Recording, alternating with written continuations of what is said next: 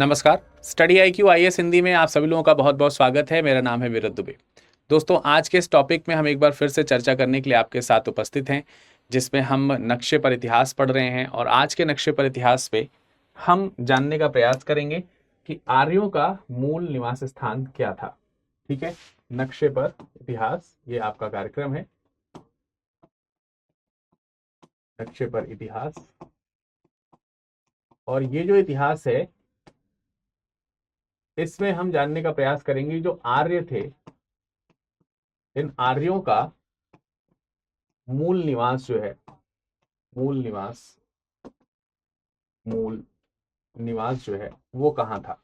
मूल निवास, इस मूल निवास को लेकर के बहुत सारी थियरीज हैं, और ऑब्वियसली विश्व के सभी इतिहासकारों का इस पर एक मत नहीं है। इसलिए अंतिम तौर से इसका निर्णय तो आप ही को करना पड़ेगा कि आप किस थ्योरी पर विश्वास करते हैं, कौन सी थ्योरी आपको ज्यादा प्रभावित करती है। तो मैं तो आपको केवल थ्योरीज के बारे में बताऊंगा। आर्यों का मूल निवास स्थान क्या था, या आर्य मूलतः किस प्रदेश से बिलोंग करते थे, किस द्वीप, महाद्वीप, उपमहाद्वीप में से बिलोंग करते थे, और कहाँ से आए और कहाँ से बसे या यहीं के थे। इस तरीके के तमाम सारे प्रश्न हैं जिनको लेकर के हमेशा एक विवाद का हिस्सा जो है वो बना रहता है। तो जब हम आज के इस टॉपिक में पढ़ेंगे तो थोड़ा सा विवाद इस तरीके का है। तो हमको आज जब हम नक्शे पर चीजों को पढ़ेंगे तो इन नक्शे पर दो तरीके की चीजें हमें देखनी पड़ेंगी। एक तो हमें भारत का हिस्सा देखना पड़ेगा, और दूसरा हमें विश्व का हिस्सा देखना पड़ेगा। तो विश्व और भारत दोनों प्रकार के जो नक्शे हैं उनका हमें यहाँ पर मतलब दोनों चीजें हमें देखनी है। क्यों? क्योंकि आर्यों के आगमन को लेकर के दो प्रकार की थ्योरीज जो है वो चलती हैं। दो प्रकार के विचार, दो प्रकार के सिद्धांत जो है लोग एक्सेप्ट करते हैं। एक कि आर्य जो है वो आक्रांता थे। एक कुछ लोग मानते हैं कि आर्य जो है वो विदेशी आक्रांता के तौर पर थे। कुछ लोग मानते हैं कि आर्यों का माइग्रेशन हुआ, वो यहाँ पर आए, आर्यों का इमिग्रेशन हुआ, उसको लेकर के चीजें चलती हैं। तो ये जो विचार है ये अंततः जाकर के एक ही विचार बताता है कि कुछ भी हो, चाहे वो आक्रांता के रूप में आए हो, चाहे वो माइग्रेट होकर के आए हो, बेसिकली वो बाहर से आए, अर्थात वो बाहर के निवासी रहे, भारत के निवासी नहीं रहे। तो एक सिद्धांत कहता है कि आर्य आर्य बाहर से भारत भूमि में आकर बसे। एक थ्योरी ये है, और दूसरी थ्योरी ये कहती है कि आर्य जो है भारतीय उपमहाद्वीप के ही निवासी थे। आर्य जो हैं वो भारतीय उपमहाद्वीप के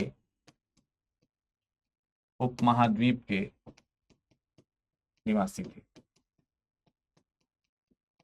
अब देखिए, आज के समय में उपमहाद्वीप शब्द कहना ज्यादा प्रासंगिक होगा, क्योंकि वर्तमान जो भारत है वो भारत भारतीय उपमहाद्वीप के दृष्टिकोण से अगर देखें तो वह विभाजित है। तो आप देखते हैं कि उसमें हिंदुस्तान और पाकिस्तान के रूप में विभाजन तो हमको देखने को मिलता ही है। तो क्योंकि विभाजन देखने को मिलता है, इसलिए निस्संदेह जो है हम यहाँ पर भारतीय उपमहाद्वीप शब्द इस्तेमाल करेंगे तो भी हमारा भारत रिप्रेजेंट होगा, उसमें कोई दो राय नहीं है। तो हम समझने का प्रयास करेंगे कि बेसिकली अगर हम ये सिद्ध कर पा रहे हैं कि भारतीय उपमहाद्वीप में आर्य पहले से रहते थे, तो भी हम ये मानेंगे कि भारत के मूल निवासी हैं। और अगर ये सिद्ध कर पा रहे हैं कि उपमहाद्वीप में वो नहीं थे, बाहर से आके बसे थे, तब भी हम ये मानेंगे कि भारत के बाहर से आने वाले लोग हैं। तो इस सिद्धांत को बताने वाले तमाम प्रकार के देशी और विदेशी जो विचारक हैं, आप विचारक कह सकते हैं या फिर इतिहासकार कह सकते हैं, जो भी इतिहासकार जो हैं उनको लेकर के आप देखेंगे तो इसमें मतांतर हैं। मतलब मतभेद हैं, और इन्हीं मतभेदों को दिखाने के लिए मैं प्रयोग करूंगा नक्शे का। तो नक्शे दो प्रकार के आपको देखने पड़ेंगे, एक भारत का नक्शा और एक जो है वो विश्व का नक्शा। तो मैं आपको चीज़ें दिखाऊंगा, कुछ चीज़ें समझाने का प्रयास करूंगा और कुछ चीज़ें बताने का प्रयास करूंगा कि कहाँ कहाँ पर किस किस तरीके की चीज़ें जो हैं वो मौजूद रही हैं, और कैसे कैसे मतलब अगर माइग्रेशन हुआ है तो किस तरीके से माइग्रेशन हुआ होगा, किस प्रकार से माइग्रेट हुई होंगी चीज़ें, हम उसको भी देखने का प्रयास करेंगे, हम उसको भी समझने का प्रयास करेंगे। और अगर माइग्रेट नहीं हुई हैं, अर्थात अगर भारत में ही बसी रही हैं, तो वो किस तरीके की रही होंगी, मतलब हम उनको फिर अगर देखें तो किस रूप में वो देखने को मिलेंगी, हम उसे भी समझने का प्रयास जो है वो कहीं ना कहीं करेंगे। तो कहने का अर्थ ये है कि कुल मिलाकर के थोड़ा सा यहाँ पर ये जानना जरूरी हो जाता है। आप लोग भी कमेंट सेक्शन में थोड़ा सा कमेंट चाहें तो कर सकते हैं कि आपका क्या इसमें विचार है, आपका क्या मानना है इस इन सब क्रम में कि आर्य जो है वो भारत में कहाँ से आकर के बसे होंगे, इसके ऊपर आपका क्या मानना है, एक बार आप भी इस पे ऊपर विचार करके जरा बताएं। तब तक मैं कुछ थ्योरीज आपको यहाँ पर बताने का प्रयास करता हूँ। देखिए, आर्यों को लेकर के जो प्रदेश हैं उनका विभाजन हमको देखने को मिलता है। जैसे सप्त सैंधव प्रदेश है, ब्रह्मर्षि देश है, कश्मीर या हिमाचल रीजन है, देविका रीजन है, तिब्बत है, जर्मनी, और विदेशों में अगर हम बात करें तो ये Germany, Hungary, Danube, central Asia, इस तरीके के रीजन्स हमको देखने को मिलते हैं। तो सबसे पहले हम उन धारणाओं को समझने का प्रयास करेंगे जिसमें हम समझते हैं कि कुछ लोगों ने बताया कि भारत में आर्यों का जो मूल निवास स्थान है वो भारत रहा है। आर्यों का जो निवास है वो इंडियन रीजन रहे हैं, उसके ऊपर हम लोग थोड़ा सा पहले चर्चा करने का प्रयास करेंगे। तो आर्यों का मूल निवास भारत, इस दिशा में हम पहले चर्चा करेंगे। आर्यों का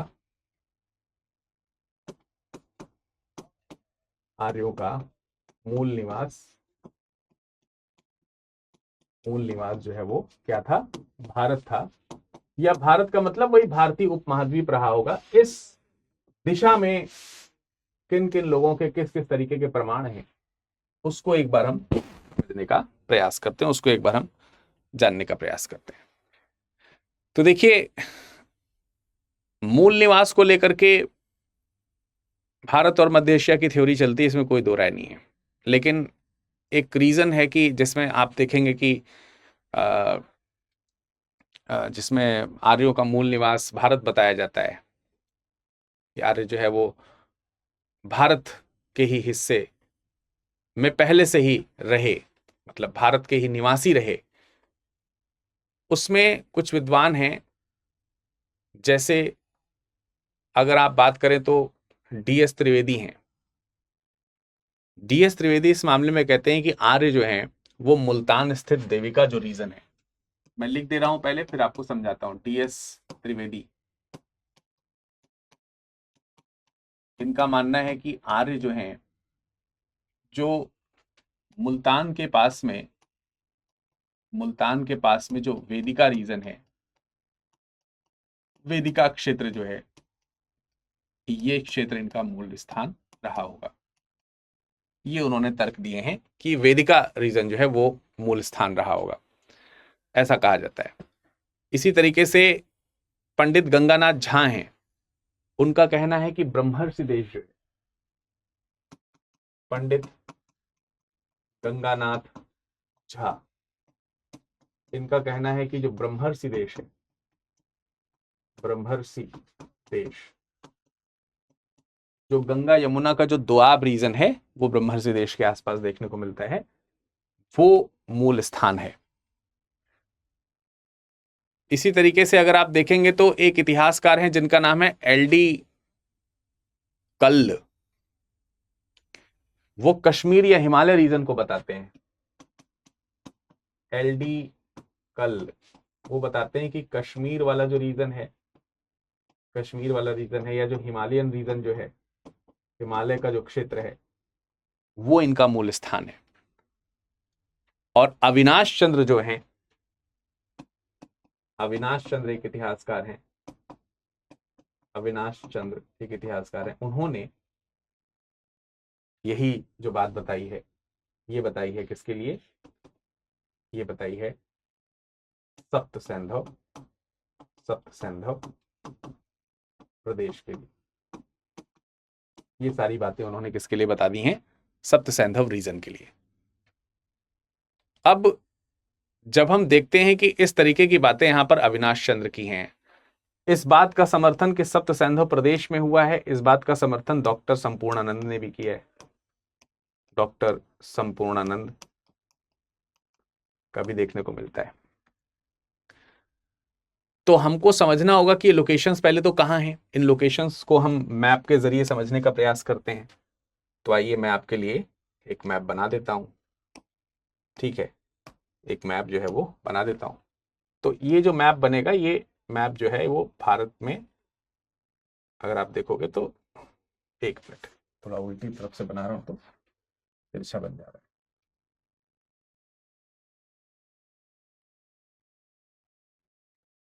ऐसे करके, अब दक्षिण भारत की खैर उतनी कोई आवश्यकता नहीं है यहाँ पर, फिर भी मैं बना देता हूँ।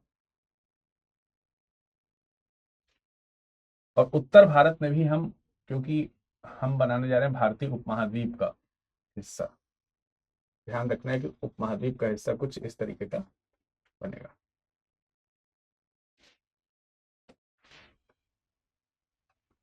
उपमहाद्वीप का कुछ इस तरीके का हिस्सा जो है हम रखेंगे।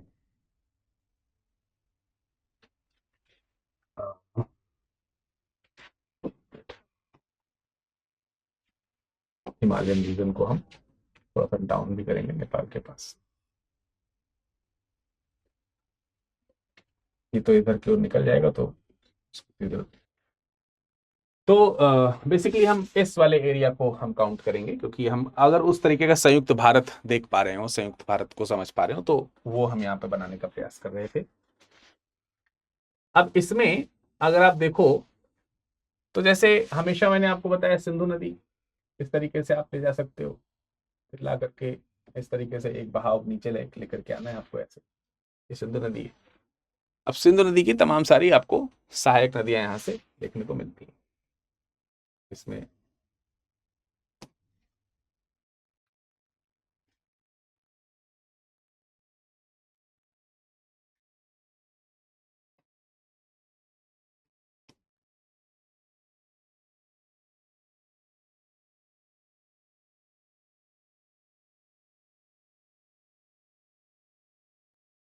तो इस तरीके से ये रीजन है। तो ये जो आपका सप्त सैंधव क्षेत्र बन गया।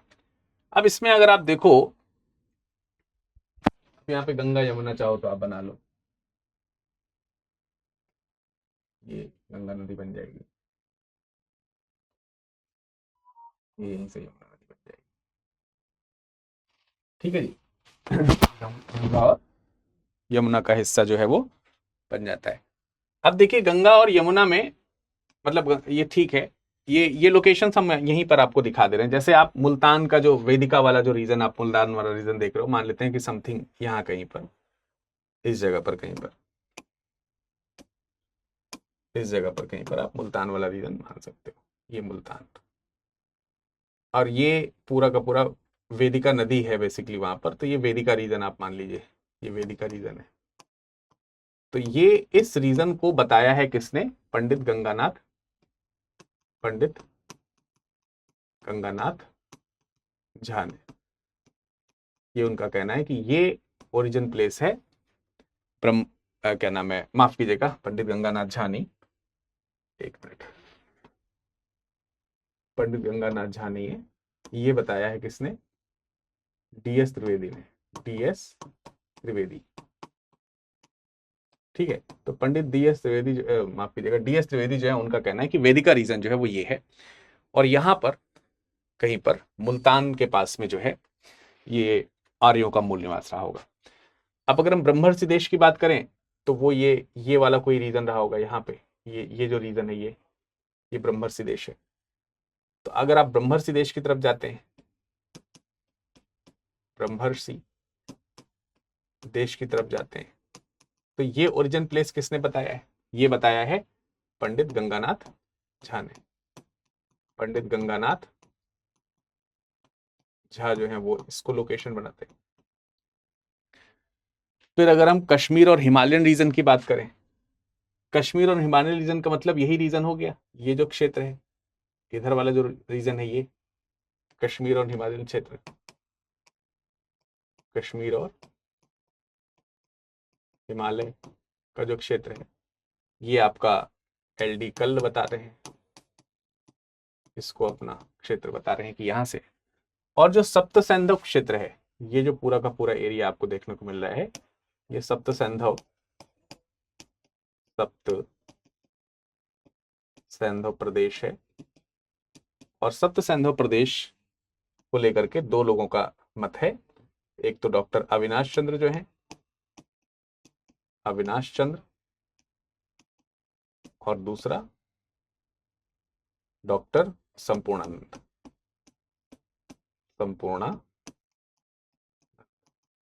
इन्होंने चीजें जो है वो सप्त सैंधव रीजन्स में बताई। तो ये तो यहाँ की बात हो गई। लेकिन अगर आप देखो तो जो ये गंगा यमुना का जो दोआब रीजन है वो ब्रह्मर्षि देश है, पंडित गंगानाथ झा इसको बता रहे हैं। अब इसके पीछे कुछ तर्क दिए गए हैं कि भाई ऋग्वेद में अगर आप देखोगे तो गंगा और यमुना जैसी नदियों का उल्लेख किया गया है, लेकिन अगर आप देखोगे तो ऋग्वेद में बहुत ज्यादा उल्लेख नहीं है, गंगा का एक ही बार उल्लेख है ऋग्वेद में। तो क्या एक बार अगर किसी नदी का उल्लेख किसी वैदिक ग्रंथ में हो जाता है तो हम मान लें कि उससे किसी क्लान की उत्पत्ति का ठोस प्रमाण मिलेगा? यमुना का 3 बार उल्लेख हो जाता है, अगर बहुत बार उल्लेख आ रहा हो तो बात समझ में आती है, लेकिन 1-2 बार से तो ये चीज नहीं पुष्ट होगी ना। मुल्तान में वेदिका में DS त्रिवेदी बताते हैं कि वहां पर ऋग्वेद में सप्त सैंधव प्रदेश बार बार प्रयोग होता है। देविका प्रदेश जो है वो सप्त सैंधव के पश्चिम का थोड़ा सा इलाका है, लेकिन ये केवल एकमात्र मत से निष्कर्ष निकाला जाए तो भी ठीक नहीं है। मत कई होने चाहिए, प्रमाण कई होने चाहिए। यही चीज कश्मीर और हिमालय के लिए भी लागू होती है। वैसे देखा जाए तो कुछ पर्वतीय क्षेत्र हैं जो ऋग्वेद में वर्णित हैं, क्षेमेंद्र पर्वत और ये सब, लेकिन बहुत ज्यादा कश्मीर और हिमालय का वर्णन ऋग्वेद वगैरह में नहीं देखने को मिलता है, ना ही वहां से कोई ऐसे पुरातात्विक साक्ष्य मिलते हैं।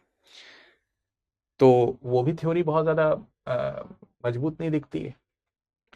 सप्त सैंधव प्रदेश जो है वो थोड़ा सा मजबूत दिखता है कि चलो सप्त सैंधव का तो वर्णन बार बार है, लेकिन अब दिक्कत है कि अगर सप्त सैंधव प्रदेश आर्यों का मूल निवास था तो आर्यंस अपने सप्त सैंधव प्रदेश में, सप्त सैंधव प्रदेश को देवकृत योनि कहा गया है।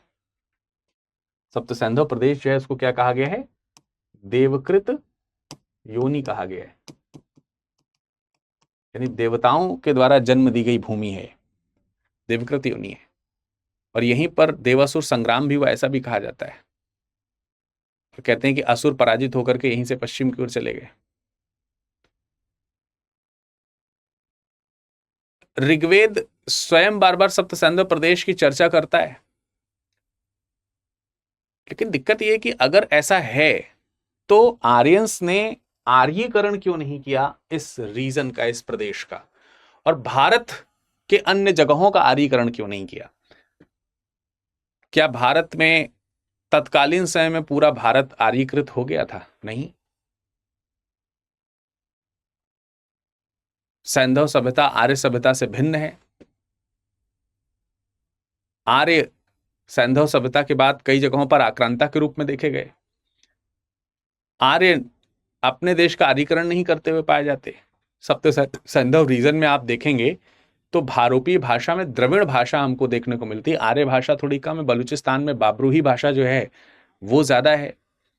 उत्तर पश्चिम में जो बाबरूही भाषा है वो जो कि द्रविड़ भाषाई परिवार की भाषा से देखने को मिलती है, जबकि उसको तो आर्यन भाषा के करीब होना चाहिए क्योंकि आर्य तो आसपास रहते थे। तो वहां पर आर्यों का मूल स्थान होने के विरुद्ध थोड़े से प्रमाण मिलने शुरू हो जाते हैं। इस वजह से इस थ्योरी को बहुत ज्यादा एक्सेप्टेंस नहीं मिला। तो ये जो थ्योरी मैंने आपको बताई कि आर्यों का मूल स्थान भारत है तो होगा, लेकिन इस थ्योरी को, इस तरीके की चीजें थोड़ा सा यहां पर ध्यान रखना है कि प्रमाण के साथ, मतलब ठोस तरीके से वो एक्सेप्ट नहीं हो पा रही हैं, चीजें नहीं जा पा रही हैं। लेकिन इसमें आपको ध्यान रखना है कि ये इलाके हैं, जैसे ब्रह्मर्षि प्रदेश एक है, ब्रह्मर्षि प्रदेश के अलावा आप देखेंगे तो आपका सप्त सैंधव रीजन है। सप्त सैंधव का जो पूरा क्षेत्र है, ये सप्त सैंधव क्षेत्र आप याद रखेंगे, ठीक है। ये सप्त सैंधव रीजन पूरा, ये सप्त सैंधव रीजन है। इसके अलावा कश्मीर वाला रीजन है ये, ठीक है, कश्मीर वाला रीजन है। और ये वेदिका वाला रीजन है, ये वेदिका वाला रीजन है। तो ऐसे करके आपको 3-4 प्रदेश हैं जो आर्यों के मूल स्थान में इसके लिए जाने जाने। अब भारत के अलावा अगर आर्यों के मूल स्थान को हम देखें कि विदेशी तर्क के हिसाब से देखें कि आर्य जो है वो बाहर के हैं, तो आर्य बाहर के हैं, इस बात के प्रमाण भी हमको काफी हद तक मिलते हैं, उसको हम समझने का प्रयास करेंगे। तो उससे पहले एक छोटी सी सूचना दे देना चाहता हूं कि भाई अगर 2026 की प्रिपरेशन आप कर रहे हो, 2026 की तैयारी अगर आप कर रहे हो, तो क्रैश कोर्स अवेलेबल है 2026 के लिए, केवल प्रीलिम्स के लिए। प्रीलिम्स के लिए क्रैश कोर्स अवेलेबल है, जिसको लेना है फटाफट से विरध लाइव पोर्ट लगाओ, नीचे लिंक दिया हुआ है। विरध लाइव पोर्ट लगाने से आपको मैक्सिमम डिस्काउंट तो मिलता ही है, भरोसा मिल जाता है, सबसे बड़ी बात। प्लैटिनम लोगे तो 6,999, गोल्ड ले लो, मेरी सलाह है 4,999 में जुड़ जाओ। और अगर आपको किसी का साथ चाहिए मेंटर के तौर पर, तो 6,999 में प्लैटिनम मिल जाएगा। एडमिशन लेने की अंतिम तिथि 20 नवंबर है, इसमें डिले ना करो। एटलीस्ट सक्सेस इन प्रीलिम्स में वीडियो लेक्चर्स आपको मिल जाएंगे, स्टडी मटेरियल्स मिल जाएंगे, और सबसे इंपॉर्टेंट चीज है कि 75 से अधिक आपको टेस्ट सीरीज मिल जाएंगी। तो test series are the main body of this particular course, और रिवीजन हम आपको पूरा का पूरा जो कराना है इसमें सब कुछ कराएंगे। तो इससे बेहतरीन बैच नहीं हो सकता। बेहतरीन तैयारी के लिए समय की जरूरत होती है। 2028 को अगर आप टारगेट कर रहे हैं तो हम आपको एक कंप्लीट पैकेज दे रहे हैं, और इस कंप्लीट पैकेज में लाइव क्लासेस से लेकर के और आपके इंटरव्यू तक की जितनी भी प्रिपरेशन है, इसीलिए हम इसको P2I बोल रहे हैं, प्रीलिम से लेकर के इंटरव्यू तक जो कुछ भी आपको चाहिए, आपको वीडियो लेक्चर चाहिए, आपको बुक चाहिए, आपको मेंटरशिप चाहिए, आपको टेस्ट सीरीज चाहिए, आपको नोट्स चाहिए, आपको नोट्स बनाने के लिए एसेसरीज चाहिए, ठीक है, आपको बीच बीच में मोटिवेशन चाहिए, आपको ऑफलाइन पढ़ना है तो उसके लिए भी प्रोसीजर इसमें है। सब कुछ इसमें, मतलब एक एक चीज जो आप चाहते हो वो सब कुछ इसमें इन्वॉल्व करके दिया गया है। आप विरध लाइव कोड का इस्तेमाल करेंगे 30,999 में प्रतिज्ञा प्लस बैच के साथ जुड़ जाओगे। और सबसे बड़ी बात है कि अगर विरध लाइव कोड का इस्तेमाल किया है और प्रीलिम्स क्वालिफाई कर लिया आपने, तो प्रीलिम्स के बाद आपकी फीस जो है वो रिफंड हो जाएगी, फुल फी रिफंड। विरध लाइव कोड का इस्तेमाल करके आप 2027 के बैच के साथ भी जुड़ सकते हो, सेम फीचर के साथ में। इसमें एडवांस चीज ये है कि आपको इसमें बेसिक क्लासेस भी मिलेंगी, बेसिक क्लासेस भी मिलेंगी। जैसे हिस्ट्री में ही पढ़ा रहा हूँ, इन दोनों जगहों पर इतिहास में पढ़ाऊंगा। मेरे से इतिहास पढ़ना है तो फटाफट से बैच में जुड़ जाइए। 20 नवंबर इसकी लास्ट डेट है, 18,999 मिल जाएगा। एडमिशन लेने के लिए अगर आपको कोई परेशानी आ रही है तो एडमिशन लेने के लिए आप मुझे यहाँ पर अपना मोबाइल नंबर लिख करके सेंड कर दीजिए। ये मेरा ऑफिशियल ईमेल आईडी है, यहाँ पर अपना मोबाइल नंबर लिख करके मुझे भेज दीजिए और मैं आपको मैक्सिमम डिस्काउंट जो दिलाना होगा वो दिला दूंगा। तो मैक्सिमम डिस्काउंट के साथ एनरोल कराना चाहते हैं, अपना मोबाइल नंबर और नाम, ठीक है, नाम लिखें, मोबाइल नंबर लिखें, और जिस बैच में एडमिशन चाहते हैं वो बैच बता दीजिए। 2026 का SIP चाहते हैं, 2027 का P2I चाहते हैं, 2028 का P2I चाहते हैं, जिसमें भी। या फिर आप अपना मोबाइल नंबर मुझे इंस्टाग्राम या टेलीग्राम पे ही भेज सकते हैं। ये इंस्टाग्राम है, ये टेलीग्राम है, ठीक है। चलिए अब मैं आपको एक मैप दिखाने वाला हूँ, वर्ड हिस्ट्री का वर्ड मैप दिखाने वाला हूँ। तो वर्ड में कुछ प्लेसेस मैं आपको पहले दिखा देता हूँ, फिर आएंगे हम अपने मैप में। तो ये जरा वर्ड मैप पे आइए, एक बार नजर डालते हैं। वर्ड मैप में ये आप देख सकते हो, ये इंडिया है, ठीक है, ये भारत आपको दिख रहा है, भारत है। मैं जूम करके दिखा दूंगा अभी, मोटे मोटे तौर पे आप देखिए भारत है। तो भारत,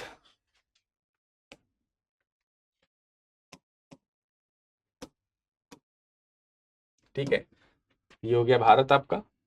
ये मतलब आप उस समय आप देख रहे हो तो ये पूरा का पूरा यहाँ तक पूरा भारत आप मान के चलो, है ना। ये यही चीज मैंने आपको यहाँ पर बताई कि ये पूरा का पूरा ये जो भारत है, ये पूरा आप भारत मान के चलिए, ये पूरा का पूरा भारत। तो ये पूरा भारत मान के चल रहे हो, ये भारत है, ठीक है। इनफैक्ट आप उस समय तो अफगानिस्तान को भी जोड़ सकते हो भारत के अंदर। अब ये भारत से पश्चिम की तरफ जा रहे हो तो ये आपका ये ईरान है, जो उस समय ईरान है, इराक है, जो ये अरब वाला देश हो गया आपका, ये फारस वाला देश हो गया, ठीक है, ये फारस वाला देश हो गया। और इधर जब आप जा रहे हो तो ये आपका विश्व का दूसरा हिस्सा जुड़ रहा है। तो ये आपका मध्य एशिया के पास का पॉइंट हो गया, ये आपका मध्य एशिया की तरफ का जो हिस्सा है वो आपका जुड़ते हुए देख रहे हैं तो मिलता है। तो मैं इसमें कुछ चीजें हैं जो लोकेशन आपको ध्यान रखना है, जैसे ईरान, इराक है, इसमें आप चाहो तो कुछ जगहें और हैं जो आप ध्यान रख सकते हो, ठीक है। जैसे आप देखो इसमें ये जो है ये आपका डेट नहीं हो रहा है, आपको दिखा देता हूं,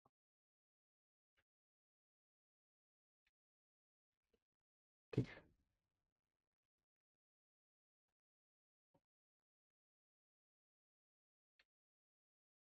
तो ये आपको पूरा का पूरा हिस्सा दिख रहा होगा, ये इधर की ओर आपको ये ब्लैक सी है, ये कैस्पियन सागर है, ये ब्लैक सी है, ठीक है, इधर की ओर ब्लैक सी आपको दिख रहा है,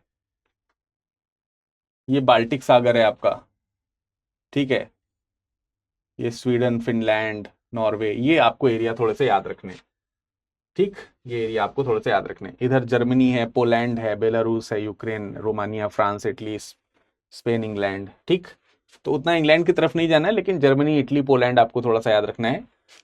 याद रख लोगे, ये याद रख लोगे, ब्लैक सी है, ये कैस्पियन सागर है, ठीक है, ये आपका, पता नहीं क्यों इसमें लिख करके नहीं आ रहा है, ये लिख करके आ रहा है, अब लिख करके आ रहा है कैस्पियन सी, ठीक है, ये आपका कैस्पियन सी हो गया। तो कुछ चीजें हैं जो आपको ध्यान रखनी है, ये आपका पर्शियन गल्फ है, ये पर्शियन गल्फ है, ये गल्फ ऑफ ओमान है इधर, और ये आपको मालूम है कि अरब सागर है, ये आपका अरेबियन सी है, और ये भारत है अपना, ठीक है। तो इस चीज को हमको मैप में थोड़ा सा याद रखना है।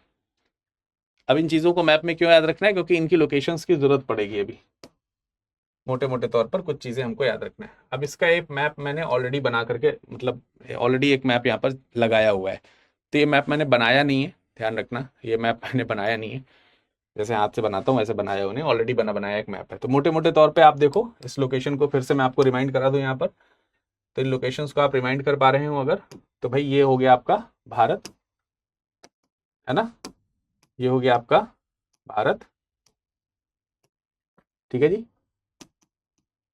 ये भारत हो गया आपका।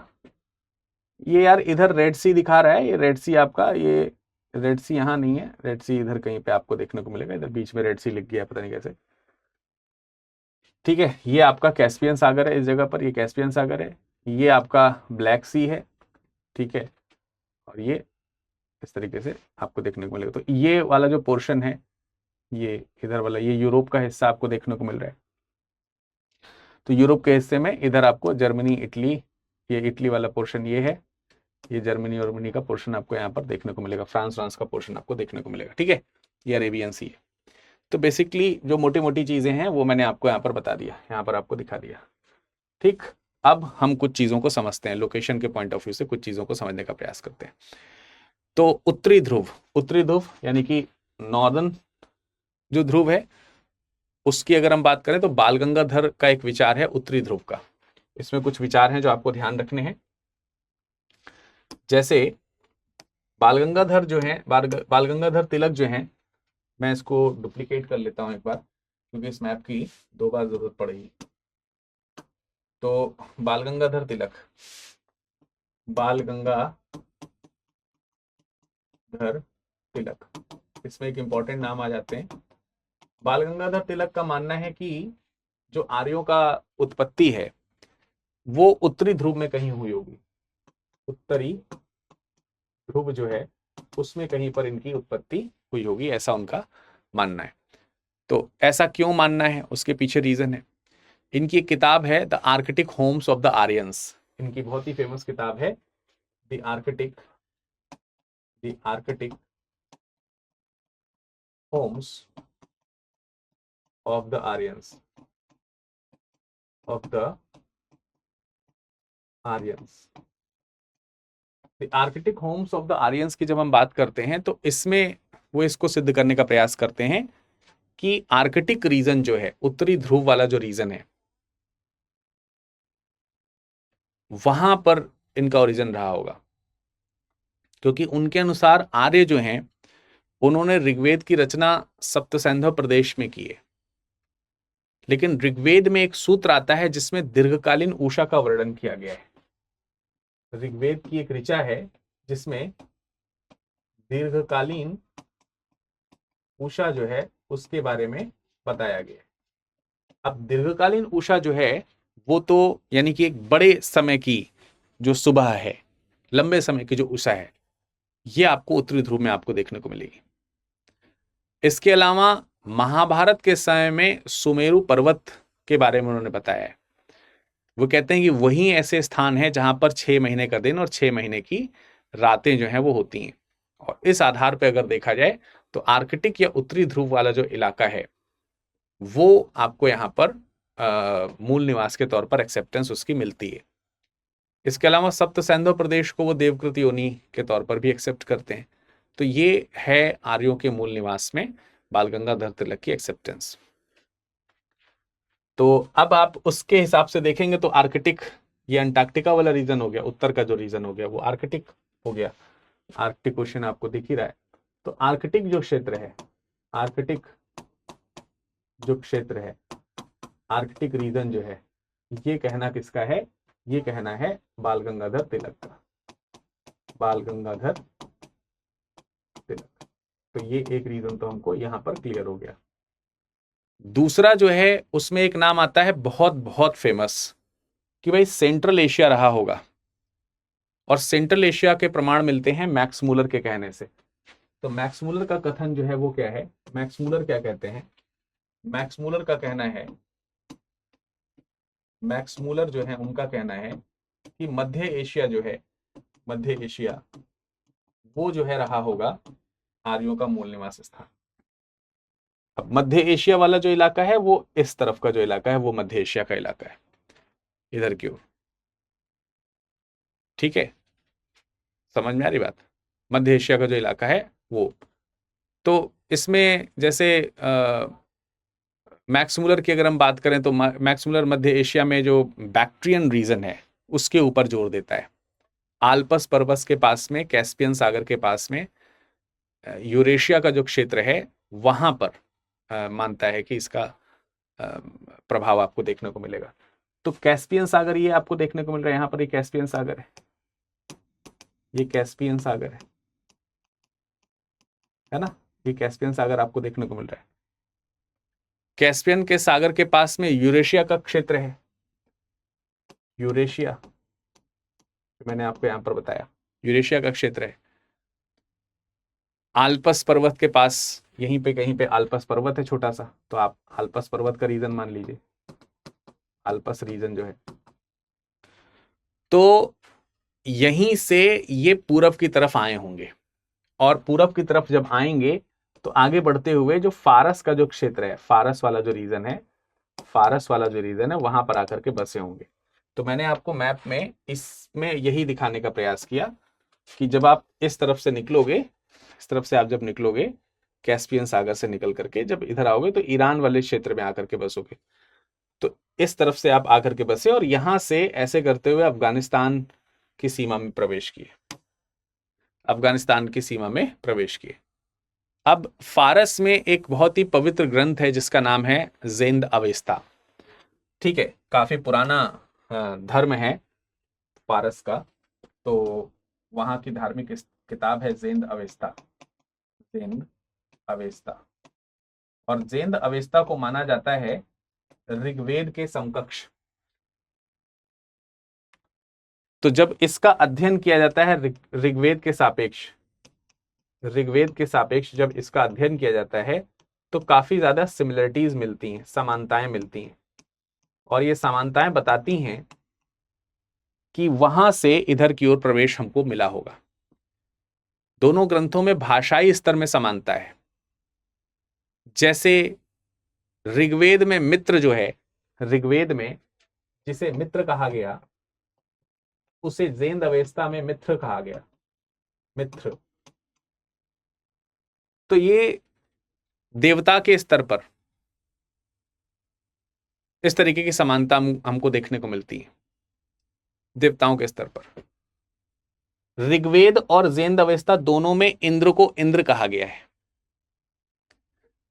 तो ऐसी दावे हैं कि ज़ेन्द अवेस्ता पहले लिखी गई और उसी क्षेत्र के बाद जो है, उसी क्षेत्र के आसपास के लोगों ने बाद में बैक्ट्रियन रीजन से आगे बढ़ते हुए जब संध सप्त सैंधव प्रदेश में अपने आप को, बैक्ट्रियन रीजन जो है आपको वो यहाँ पर कहीं पर देखने को मिलेगा, इस जगह पर कहीं पर।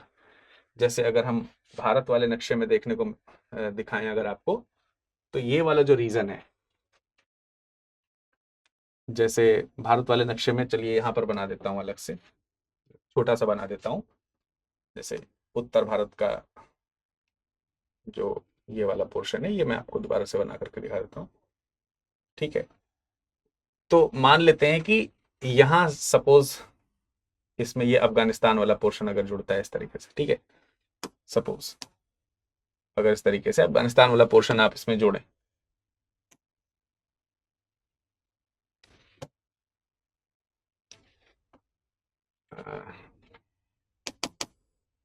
मैं फिर से ड्रॉ कर देता हूं।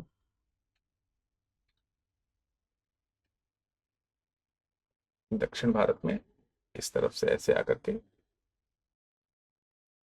और ये भारत को अगर अफगानिस्तान के साथ लेकर के बना रहा हूं तो मानिए कि ये बैक्टीरियन रीजन है, ये बैक्टीरिया प्रदेश है।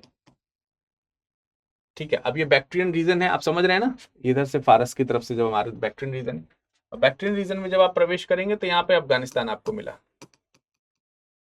ये अफगानिस्तान, फिर पाकिस्तान, फिर भारत, ऐसे करके आपको मिल रहा है। तो कह रहे हैं कि जो बैक्टीरियन रीजन है, बैक्टीरियन रीजन से जब अंदर की ओर आ रहे हैं, प्रवेश कर रहे हैं, तो वहां पर हिंदू कुश पहाड़ी मिल रही है, हिंदू कुश पहाड़ी को पार करते हुए सप्त सैंधव रीजन में आकर के वो हमारे यहाँ बस रहे हैं। और इस तरीके से मैक्स मुलर का दावा है कि आर्य जो है वो भारत में प्रवेश करते हैं, आर्य भारत में क्या करते हैं, प्रवेश करते हैं। और आर्य ने उस समय जब देखा तो सप्त सैंधव रीजन में इंडस वैली सिविलाइजेशन के, लेटर इंडस वैली सिविलाइजेशन के लोग रहते थे और उनकी जगहों पर इन्होंने अतिक्रमण किया, ये इनका कहना है। और दैट इज वाई जो आक्रांता वाली जो थ्योरी होती है वो प्रोपगेट होती है, पर बहुत सारे लोग इसको अनएक्सेप्ट भी करते हैं। ठीक है, तो ये एक थ्योरी हो गई जो मैंने आपको मैक्स मुलर के सिद्धांतों की बताई है। मैक्स मुलर का सिद्धांत है ये। इसी तरीके से रोड्स जो है वो भी बैक्टीरिया रीजन को बिलीव करता है। रोड्स जो हैं, एक इतिहासकार हैं, वो भी कहते हैं कि बैक्टीरिया रीजन जो है, बैक्टीरिया का जो क्षेत्र है, बैक्टीरिया रीजन जो मैंने आपको दिखाया, ये बैक्टीरिया रीजन से आर्य जो है वो माइग्रेट होकर के आए भारत में। ये भी इनकी एक थ्योरी है, इनका ये कहना है। इसी तरीके से एडवर्ड मेयर हैं, वो पामीर के पठार को बताते हैं। तो पामीर का पठार यहां कहीं रहा होगा, इस जगह पर कहीं पर, पामीर का पठार, पामीर का पठार। तो एडवर्ड मेयर जो है, ये पामीर के पठार जो है उस रीजन को बताते हैं कि भाई पामीर का जो पठार है उस रीजन में आप जाइएगा तो वहां पर आपको देखने को मिलेगा इनका प्रवेश। तो ऐसे करके एशियन रीजन जो है, तो बेसिकली देखा जाए तो मध्य एशिया हो, चाहे बैक्ट्रियन रीजन हो, चाहे पामीर का पठार हो, ये एशियन रीजन्स को कहीं ना कहीं रिप्रेजेंट करते हुए दिखाई दे रहे हैं। ठीक है, ये सारे के सारे लोग क्या बता रहे हैं कि एशियन रीजन, एशियन जो क्षेत्र है वो एशियन क्षेत्र में कहीं ना कहीं आर्य भारत में आकर के बसे। लेकिन आर्यों का कुछ हिस्सा यूरोप से भी आकर के भारत में बसा, इसको भी लेकर के कुछ लोगों के प्रमाण मिलते हैं। अब यूरोप का हिस्सा मतलब इधर वाला जो रीजन है, ये यूरोप को लेकर के भी कुछ कहावतें हैं। यूरोप को लेकर के कहावतें कैसे हैं, जैसे यूरोप को लेकर के कहावतें कुछ लोगों की हैं, जर्मनी को लेकर के कॉन्सेप्ट तैयार होता है। जर्मनी को लेकर के कॉन्सेप्ट ये तैयार होता है कि जैसे एक इतिहासकार है पेनेका, एक इतिहासकार है हर्ट, HIRT, हर्ट। तो पेनेका और हर्ट दो खास विद्वान हैं, जिनका मानना है, पेनेका और हर्ट जो है ये दो खास विद्वान हैं जिनका मानना है कि जर्मनी से माइग्रेट होकर, जर्मनी जो है वो आर्यों का मूल स्थान है और वहां से माइग्रेट होकर के भारत की ओर कभी गए होंगे। तो जर्मनी के पास में स्कैंडिनेविया एक जगह पड़ती है। स्कैंडिनेविया जो जगह है, समथिंग हियर वियर आप मान लीजिए, इस लोकेशन को आप कहीं मान लीजिए स्कैंडिनेविया। कहते हैं कि ये वो रीजन है जहां पर कभी किसी विदेशी आधिपत्य को नहीं देखा गया। ठीक है, स्कैंडिनेवियाई जो रीजन है वो आपको पता नहीं यहां पर दिखेगा कि नहीं दिखेगा।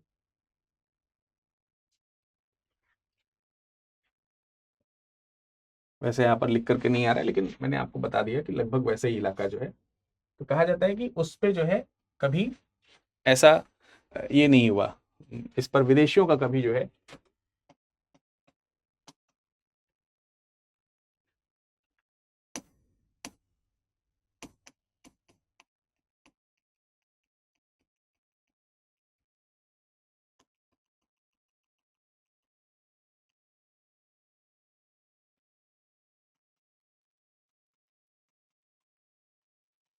ये एक ऐसी जगह हुई जिसपे कभी फॉरेनर्स मतलब दूसरे लोगों का विजय नहीं हासिल हुआ, ये स्वतंत्र एरिया रहा, और इन्हीं एरियाज में आर्यंस जो हैं वो रहे। और मतलब आर्यंस रहे या नहीं रहे, मतलब इन एरियाज के रहने वाले जो लोग हैं, इनकी जो भाषा हुआ करती थी, इनकी जो भाषा है वो भाषा भारोपीय भाषा है। वो भाषा कौन सी है? भारोपीय भाषा है। और यही भारोपीय भाषा है जो आर्यंस यूज कर रहे हैं। अब आर्यंस फिर वहां कैसे पहुंच गए? इनके ऊपर तो माइग्रेशन हुआ नहीं, यानी ये शुद्ध वाले रहे होंगे, भारोपीय रहे होंगे। इसलिए माना जाता है कि शायद ये वो व्यक्ति हैं जो ओरिजिनल यहां पर रहे होंगे। तो जो ओवरऑल रीजन है, जो पश्चिमी बाल्टिक तट का जो रीजन है, कहते हैं कि जो वेस्टर्न बाल्टिक, पश्चिमी बाल्टिक तट है, बाल्टिक जो तट है, तो बाल्टिक तट आपको कहां देखने को मिल रहा है? बाल्टिक जो रीजन मैंने आपको बताया था, ये बाल्टिक सागर वाला, बाल्टिक सागर दिखाया था ना मैंने आपको यहाँ पर, ये बाल्टिक सागर, ये बाल्टिक सागर दिख रहा है। तो बाल्टिक सागर का पश्चिमी इलाका है ये, इधर नॉर्वे स्वीडन की तरफ वाला जो इलाका है ये। ठीक है, तो बाल्टिक जो रीजन है, पश्चिमी बाल्टिक रीजन जो है, वहां से कुछ अवशेष ऐसे मिलते हैं, कुछ प्राचीनतम चीजें ऐसे मिलती हैं जो भारोपियों की कृतियां के तौर पर एक्सेप्ट की गई हैं। इसके अलावा मध्य जर्मनी के बारे में कहा गया कि जो सेंट्रल जर्मनी है, मध्य जर्मनी है, उसमें प्रागैतिहासिक काल जो है, उसमें प्रागैतिहासिक काल के कुछ मृदभांड मिले हैं, कुछ मृदभांड मिले हैं प्रागैतिहासिक काल के, पॉटरीज मिली हैं जो आर्यों से संबंधित पाई गई हैं। फिर इन्हीं जगहों की कुछ शारीरिक विशेषताएं हैं, जिनमें उनके जो शरीर के बाल हैं, जिनके रंग जो है वो भूरे हैं। तो कह रहे हैं कि आर्य जो है वो भूरे रंग के बालों वाले हैं, जो जर्मनी के लोग ही हैं। परंतु इसको भी एक्सेप्ट नहीं किया गया। क्यों नहीं किया गया? कि यार मतलब भूरे रंग के बाल केवल आर्यों के ही थोड़ी हैं, तो दुनिया में बहुत सारे लोगों के हैं। कहीं पर विदेशियों ने आक्रमण नहीं किया तो इसका मतलब वो मूल हो जाएगा, इसका क्या मतलब है? एकमात्र भाषाई आधार पर स्कैंडिनेविया जो है वो आर्यों का मूल स्थान नहीं माना जा सकता। तो इस तरीके से, और आर्यों के पास जो प्राचीन उपकरण मिले हैं, वो उपकरण तो कईयों जगहों से मिले हैं। तो ये चीज हमको यहाँ पर देखने को मिलती है। फिर इसी से थोड़ा और अंदर आ जाइए, जैसे मान लेते हैं कि अगर ये जर्मनी का इलाका है, तो मान के चलिए कि यहाँ पर हंगरी का इलाका होगा, है ना? आप देख सकते हैं मैप में, हो सकता है आपको दिख जाए। ठीक है,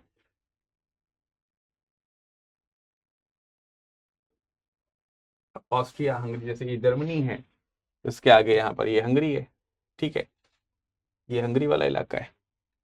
तो हंगरी को भी कुछ लोगों ने आर्यों का मूल स्थान माना है। यहाँ पे डेन्यूब नदी बहती है, डेन्यूब नदी यहाँ से बह करके जाती है हंगरी में। अब इसमें तो मैप में नहीं दिख रही होगी, लेकिन हंगरी से जो है वो डेन्यूब नदी बह करके जाती है। तो जो हंगरी वाला रीजन है, यहाँ से डेन्यूब नदी बहती है, डेन्यूब नदी। और डेन्यूब नदी के किनारे आर्यंस रहते रहे होंगे। ये पी गाइल्स जो हैं, पी गाइल्स, ये इतिहासकार हैं, इनका मानना है कि वो यहां से बिलोंग करते रहे होंगे। भारोपी भाषाएं यहाँ का मूल इलाके हैं, क्योंकि आर्य मूलतः ऐसे स्थान पर रहते थे जहाँ पे पर्वत, झील इत्यादि मौजूद थे। गेहूं यहाँ की मूल फसल थी, गाय, बैल, भैंस, घोड़ा, कुत्ता, इस तरीके के जानवर थे जो डेन्यूब नदी के आसपास ही मिल सकते थे, इसलिए आर्यों का मूल स्थान यही है। अब यार जिन चीजों को इन्होंने गिनाया वो चीज तो सप्त सैंधव रीजन में भी मिल सकती है, वहां भी पर्वत है, वहां भी नदियां हैं, वहां भी गाय, घोड़ा, गेहूं ये सब उगाया जा सकता है, कोई दिक्कत नहीं है। फिर कुछ लोगों ने जो रूस वाला जो इलाका है, ये रूस वाला जो इलाका है, ये रूस आपका दिख रहा है, रूस का जो दक्षिणी हिस्सा है, कुछ लोगों ने दक्षिणी रूस जो है वो बताया है। जैसे गार्डन चाइल्ड्स हैं, गार्डन चाइल्ड्स, गार्डन चाइल्ड्स हैं, मेयर हैं, पीक हैं।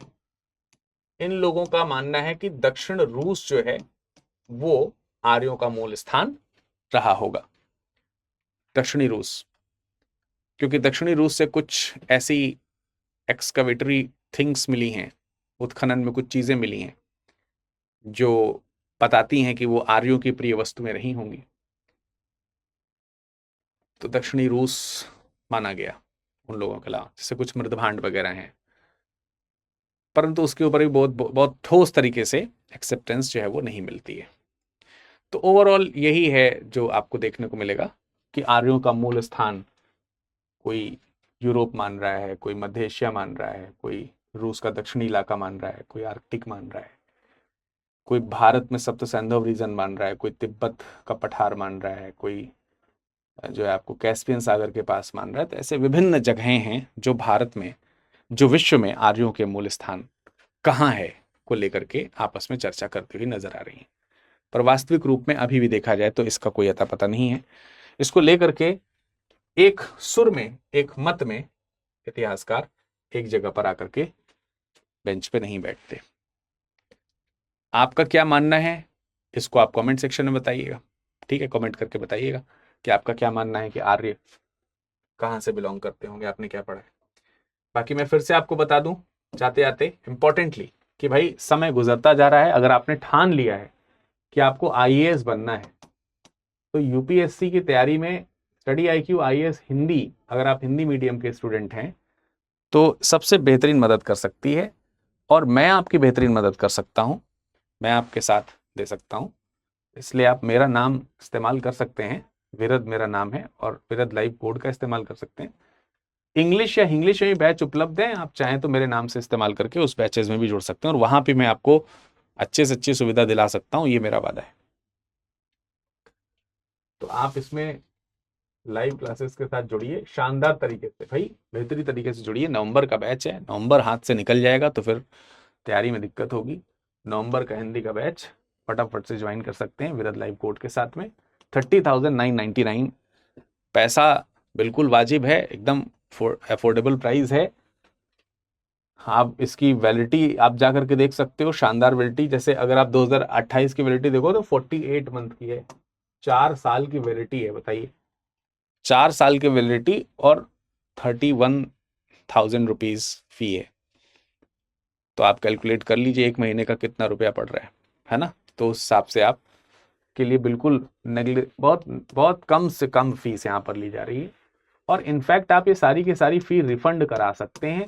और आपको तो सिलेक्शन लेना ही है ना यार, सिलेक्शन का पहला गेट है प्रीलिम्स। आप प्रीलिम्स क्वालिफाई करोगे, आपकी फी रिफंड करा देंगे, हम कराएंगे रिफंड यार। आप तो तैयारी करो ना फटाफट, आपको तो किसी मोह माया में फंसना ही नहीं है, तैयारी करो फटाफट। बैच लेने के लिए आपको संपर्क करना है तो आप संपर्क कर सकते हैं, ईमेल हमारा यहाँ पर दिया ही हुआ है, बस मोबाइल नंबर डालो, नाम डालो, भेज दो हमको। मैं अपनी तरफ से जो डिस्काउंट करा सकता हूँ बिल्कुल करा दूंगा। विरद दुबे 01 इस पर हमारा जो है वो पीडीएफ मिल जाएगा। इसी लेक्चर का पीडीएफ आप पाना चाहते हैं तो यहाँ से ले लीजिए। इंस्टाग्राम पे सोशली जुड़ने के लिए हमारे साथ जरूर आइए, और सीधे आप इंस्टाग्राम पे स्कैन कर लीजिए, और या फिर टेलीग्राम पे स्कैन कर लीजिए। स्कैन करके नहीं जुड़ पा रहे हैं तो विरद दुबे 01 टेलीग्राम पे सर्च कीजिए, @विरद लाइव इंस्टाग्राम पे सर्च कीजिए। चलिए अगली क्लास में अगले मैप के साथ मुलाकात होगी, तब तक अपना ख्याल रखिएगा। शुक्रिया।